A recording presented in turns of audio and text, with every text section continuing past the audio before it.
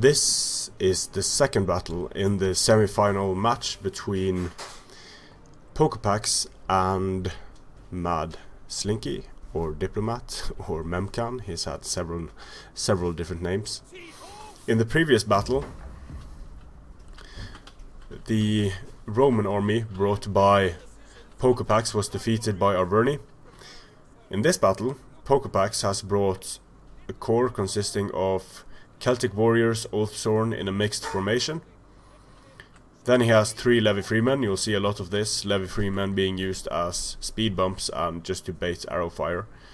Then you have 2 Celtic youths able to deal with elephants, and only 2 light horse and 1 heavy horse, so less cavalry than we usually see from Arverni, but a bit more infantry.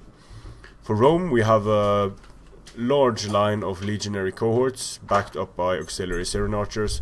Fairly standard stuff, only two Syrian archers, but higher quality cavalry on the side of Rome. Auxiliary cavalry, legionary cavalry, legionary cavalry, legionary cavalry, and auxiliary cavalry. The auxiliary cavalry is very sturdy and is about a match for the heavy horse. Another elephant on the field. We'll see how this army is able to deal with the elephants. In the previous battle, Diplomatt used a very nice tactic in dealing with the elephants. By just putting his infantry near and having them on fire at will, they were able to pour a lot of fire into the elephants and effectively neutralize them.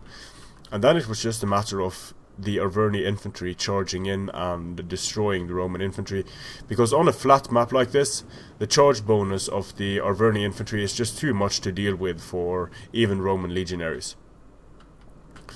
They're both walking here, which is a good idea. That won't tire out your units. If you run the entire way up to your enemy, you're going to be slightly fatigued, and that's going to mean that in a prolonged engagement, you're going to see the fatigue level of your men increase, and then they're going to be less effective in the following combat. So nicely done in taking the time to just move up slowly. Rome obviously wants to use its Syrian archers on the high value targets of Arverni, like these Oathsworn. And not a lot of infantry on the field here for Diplomatt, so he might be thinking that he will use his cavalry to block the skirmishers, take care of the enemy cavalry, and then use the elephants to wreck the sword line of Arverni. But it's not going to be easy, because there are a lot of javelins on all of these units that potentially can kill elephants. If the elephants manage to get in on the flanks, that could be very dangerous. And you'll see Rome really likes to do this. Charge in with his cavalry, knock down some levy freemen, rob units of their charge bonuses. But they're going to take so much damage. And he used his legionary cavalry for this, the cheap, crappy legionary cavalry. So that's a pretty nice move. Let's see if it's worth it. Was able to do some damage. Not really getting a good charge. A unit of Praetorians in the center, charging in against the Celtic warriors. We have fire coming in from the auxiliary Syrian archers. The legionary cavalry has reformed behind the lines of Rome. The Celtic warriors are going to get absolutely destroyed by Praetorians, but the Celtic warriors are actually doing damage on the charge.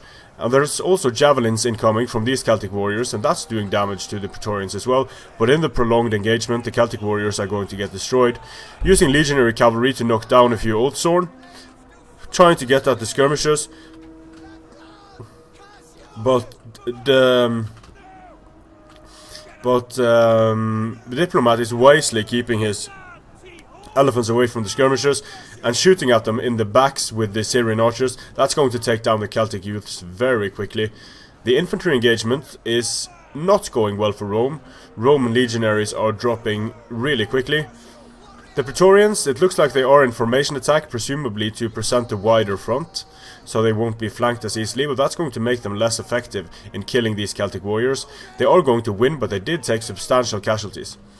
The Roman infantry is just getting destroyed by Oathsworn and Celtic warriors, but now the elephants are moving in. They're going to plow through the Oathsworn. The Celtic youth is close by, manages to make the elephants run amok with a single volley of fire javelins. And again, the Roman infantry just crumbles on a flat map and against barbarian swords. Roman infantry needs its speed bumps, and if you remove the speed bumps in the form of Hastati, the Roman infantry is going to struggle to a significant degree on flat map like this. And that's why I wanted to have the Polybian Marian Roman split, because with only legionaries available, Rome becomes much less powerful than it is if it's able to bring the cheap Hastati to bait charges and to act as speed bumps. The elephants are getting kills here, but they're not going to be as effective when they are running amok as when a player is controlling them. They're getting stuck a lot easier. The Celtic youths are just pouring the javelins into the elephants.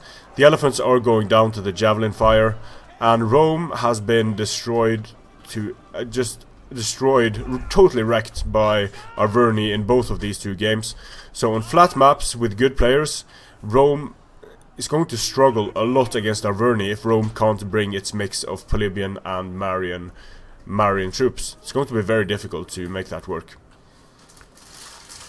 The elephants are going down, and that's it for Rome. So the score is 1-1, and then we move to the tiebreaker in the next battle, which is the Odrysian Kingdom versus the Odrysian Kingdom.